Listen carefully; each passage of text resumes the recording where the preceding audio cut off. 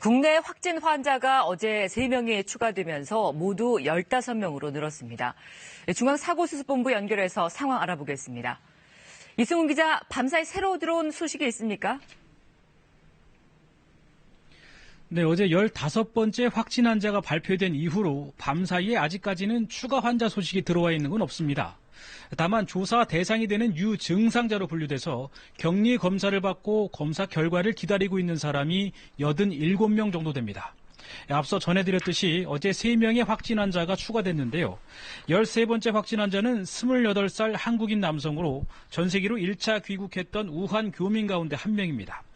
입국 당시에는 의심 증상자로 분류되지가 않았는데 임시 생활시설의 전수검사 과정에서 감염이 확인됐습니다.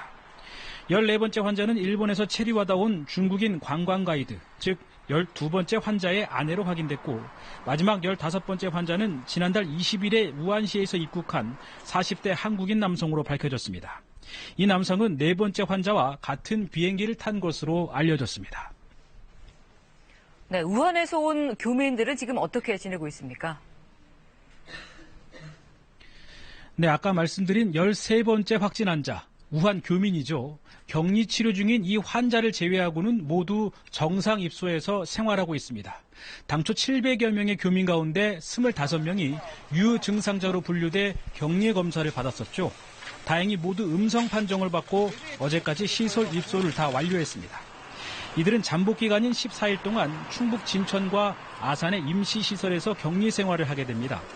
정부는 의료진이 24시간 시설에 상주하며 또 14일이 지나 교민들이 퇴소한 뒤에도 지속적으로 이들을 관리할 수 있는 방안을 마련할 계획이라고 밝혔습니다. 네, 그렇다면 추가적으로 나온 정부의 대응책이 있습니까? 네, 먼저 시설 확충입니다. 보건소마다 외부 공간에 신종 코로나 바이러스를 진료하기 위한 선별 진료소를 두고 있는데요. 이 선별 진료소가 좀 부족한 게 아니냐는 지적이 있어 왔습니다. 정부는 선별 진료소를 기존 280여 개에서 530여 개로 대폭 늘리기로 했습니다.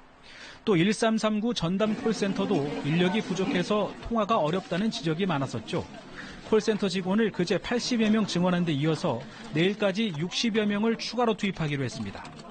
중앙사고수습본부는 조금 뒤인 8시 반쯤에 보건복지부 장관 주재로 전체 회의를 갖고 바이러스 대응 전략의 실행 계획을 논의할 계획입니다.